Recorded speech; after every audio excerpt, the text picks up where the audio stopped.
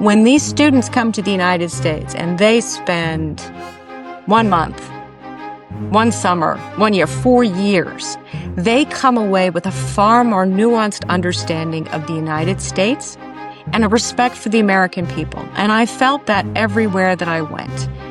They may have disagreed with our policy, but we still had that connection because they still understood that what we were trying to do as the United States came from a specific place.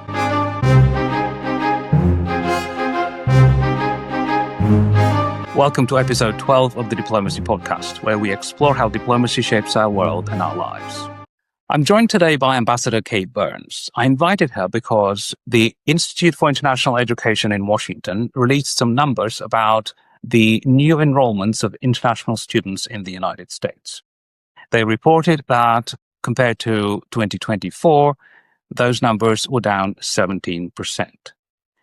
Ambassador Byrnes was a public diplomacy officer in the U.S. Foreign Service. She just recently left the U.S. government after 32 years as a career diplomat. She was ambassador to North Macedonia, deputy chief of mission in Greece, and at the Organization for Security and Cooperation in Europe in Vienna. Most recently, she was a senior foreign policy advisor to the commander of U.S. European Command in Stuttgart, Germany. Ambassador, welcome. Good to see you. Thank you very much. It's great to see you as well. Are you concerned about that number? 17% seems quite significant. Now, I must say that in that same report that came out of the Institute for International Education, they noted that 2024 compared to 2023 saw a drop of 7%. So the trend had begun before the current administration, but of course, many people are blaming this more significant drop on the deliberate and very public efforts of the administration to limit the ability of some universities in the United States to enroll international students. Should that trend worry us? Well, I think if it is a trend, we should be concerned. Like you, I saw the headline. It grabbed my attention, certainly, because I know the importance of international students here in the United States, not just to our universities and our high schools, but to our economy and to the benefit of our diplomacy. When I read the article further, and I actually saw the snapshot report, the figure was a little less disturbing, as you noted. That 17% was a decline in new student enrollments. The report went on to say that, in fact, the overall trend is relatively stable compared to previous years, and that in other areas, for example, in undergraduate studies, there was a small increase, as well as in the practical training that accompanies it. So I think the good news is that American institutions and universities still remain attractive to international students. They are still coming, but the report also shows that the universities have had to work very hard over the past year to communicate clearly that international students are welcome and that they will help international students with some of the new procedures that the administration has put into place. You've served, of course, administrations of both parties. 32 years is a long time, but probably about equal, I'm guessing, in terms of presidents of the Republican Party or the Democratic Party. That said, I wanted to ask you about your views specifically on an instruction that this administration has given to consular officers around the world at our embassies and consulates that has to do with scrubbing social media to see what visa candidates have said about sensitive topics like the Israeli-Palestinian conflict and perhaps something else. Because the criticism we are hearing, of course, is about free speech, right? You and your colleagues for decades have promoted and tried to advance the right of people everywhere, it doesn't matter what country, what part of the world, to free speech and freedom of expression, freedom of religion, of assembly. And so now many people outside the United States are saying, what happened to the country whose values included, perhaps first and foremost, free speech? Why are they trying to punish people who in fact exercise that right to free speech on social media and deny them visas, provided, of course, they meet all the other requirements set by US immigration law.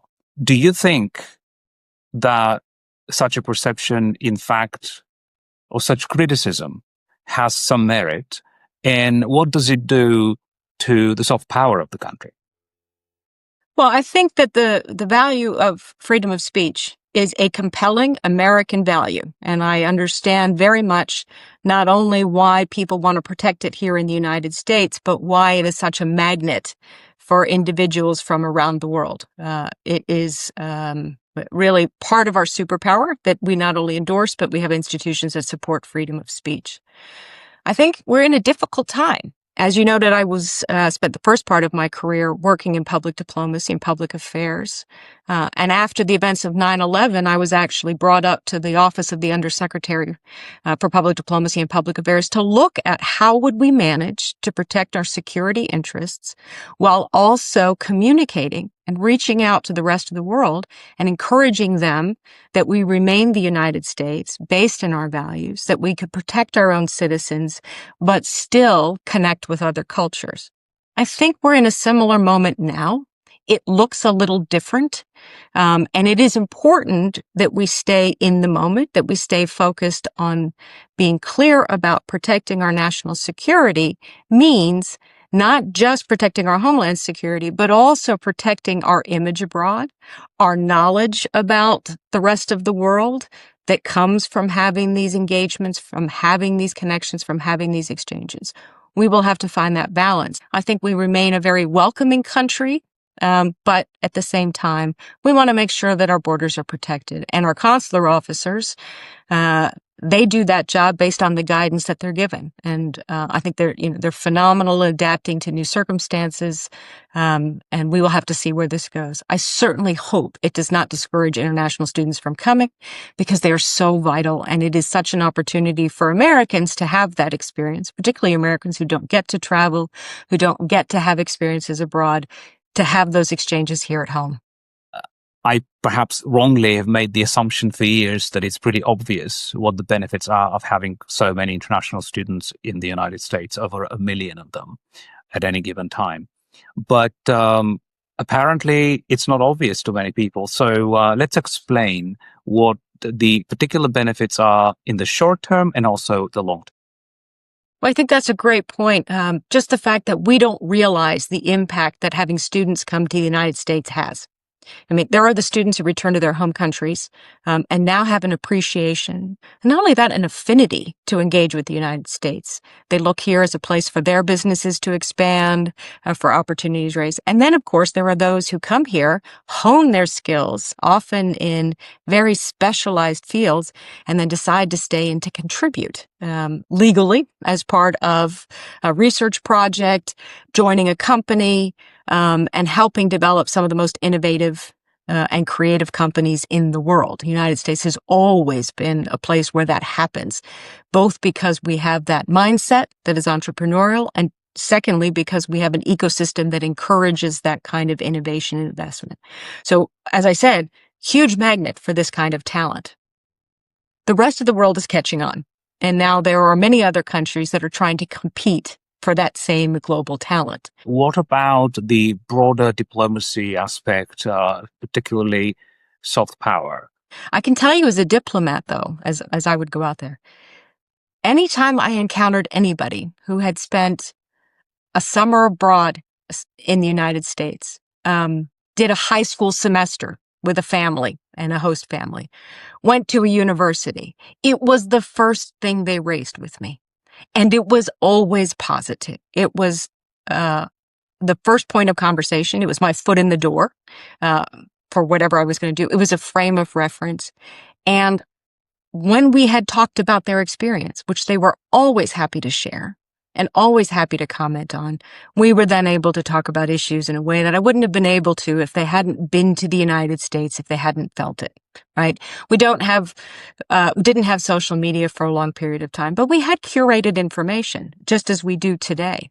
When these students come to the United States and they spend 1 month, one summer, 1 year, 4 years, they come away with a far more nuanced understanding of the United States and a respect for the American people. And I felt that everywhere that I went.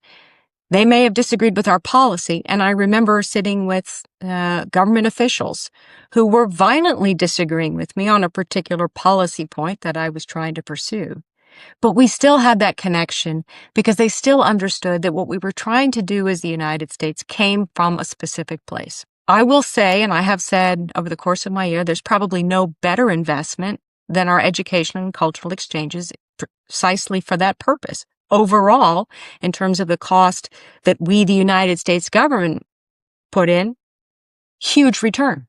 The vast majority of these cultural and educational exchanges are done by private resources, either by the families and the students themselves or by private organizations that fund this. So for the U.S. government to promote international students and exchanges is an extremely important opportunity to expand our own global power, not just soft power, not just public diplomacy, but even traditional diplomacy. That connection makes a difference. This is a very good point that I think should be talked about, and I haven't heard much about it, which is that the US government does not spend any money on international students. Right. I'd like to talk about English as a language that I believe has done wonders for American soft power. The latest statistics that I looked at a few weeks ago said that of all the English speakers in the world, the native speakers are only 25%. So this means that 3/4 of the people who speak English chose to learn it as a second or third language. And I think that, again, anecdotal, it's mainly because they decided that they would improve their own lives and their opportunities if they were to speak English. Can you talk about what American public diplomacy officers and American embassies do around the world when it comes to teaching English? Because I've been amazed by some of the programs that I've seen when I've traveled to embassies. And I'm sure it's a very, very small part of what is actually out there. Well, that's very true. We have had various programs that promote the teaching of English over the years, many of them through the Fulbright program, some through the Peace Corps, some that the U.S. embassies directly support through American Corners or American Spaces, sometimes just voluntarily by members of the embassy community who choose to offer their services to provide native language learning opportunities for students. So it's a mix of things. It is not a huge investment other than of time. But as you say, it is, I think, phenomenal how much English has become not only the language of most international engagement, but something that so many young people aspire to. During my time in North Macedonia, the number of children under the age of 5 or 6 who were speaking fluent English with me was just so impressive.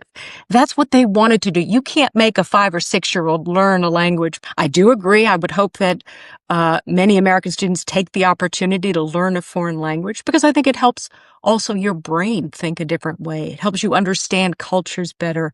It helps you learn new patterns. I think it would, it creates better cognitive patterns. But the reality is, English becomes such a common language that it is a bit of a disincentive. And it is the de facto global language, just like the US dollar is the de facto global currency, even if not officially, right? And this just adds to the power of a country. My impression is that when people hear the words public diplomacy, they usually associate it with messaging, how embassies explain to the local public what the United States is doing, why it's doing it, and so forth. But in fact, a big part of public diplomacy are these exchange programs, whether it's educational, cultural exchanges. In your many years working in public diplomacy, what aspect was your favorite? Well, first, in terms of the definition of public diplomacy, obviously different individuals will have different approaches. For me, though, the vast majority of what we do and should be doing with countries is public diplomacy. My very first ambassador once told me that, you know, the idea that 75% of our relationships are government to government is not only wrong, but it's not the right objective. At the end of the day, the United States relationship with a country should be about 25% government to government, with at least 75% being people to people. So that includes businesses, that includes universities, that includes civil society, nonprofit organizations, and just individuals having direct exchanges, whether that's professionally or personally. And that's the bond that really creates a relationship and a strategic partnership with another country that so benefits us at the end of the day. When it comes to conducting public diplomacy and how we do it, I think, there's room for that to evolve and with the times. And when I first started as an officer 32 years ago, my first job was to promote the study of America, so American Studies departments in Turkey at the time. And I had the opportunity to travel all around the country and to talk about the United States and to help promote curriculum that would look at our geography, our history, and encourage those institutions to teach young Turkish people why the United States thinks the way it does, why it acts the way it does, and so the sense that they would have more understanding and more affinity for what we do. That was phenomenal. But at the same time, I started then working in other exchanges where we saw people going to the United States and having these experiences in summer camps, learning about campus life and community, and creating connections, understanding that it was okay to have differences, and different cultures, and to listen to different music, and that was enriching, and to bring that experience back to their home countries. It was very impressionable on me as a young officer.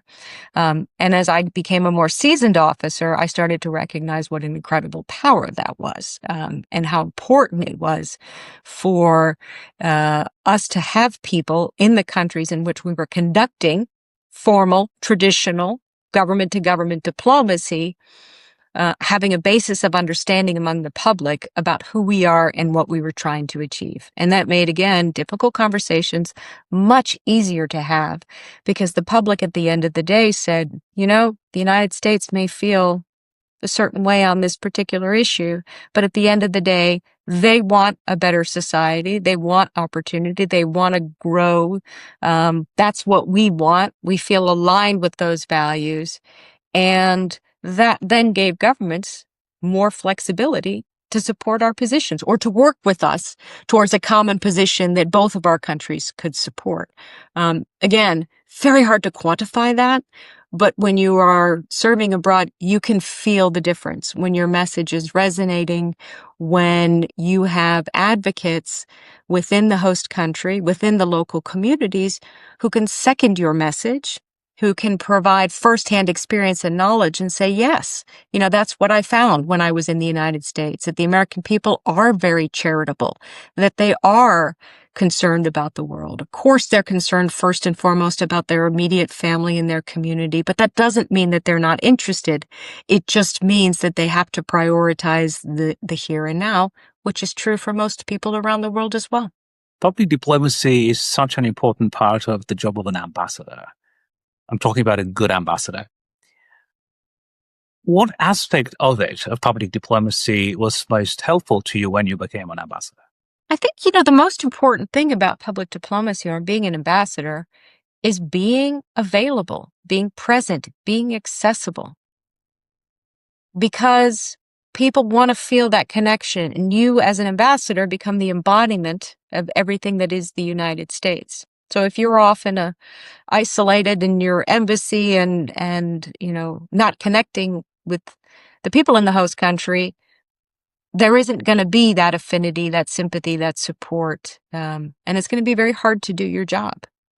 In terms of what tools or what programs, it really depended on the moment. when I was ambassador to North Macedonia, it was also during the period of the COVID pandemic. So whereas, I very much valued the in-person engagement, traveling around, making sure that I got outside of the capital city of Skopje to other parts of the country, meeting the citizens wherever they were, learning about how they lived. Some of that was restricted. So the social media tools became even more important, and having conversations online was actually a great way to engage young people because they were technologically savvy. Trying to find ways to be more creative with folks who were not as digitally skilled or native became more of a challenge. But I think the most successful ambassadors are those that use a variety of tools, that make themselves available at all levels of society, that communicate through traditional media, through social media, who show up at events. And I think that, one of the most important things that we can do, whether we're ambassadors or at any level of the embassies, is show interest. To show up, listen, ask good questions, to be curious.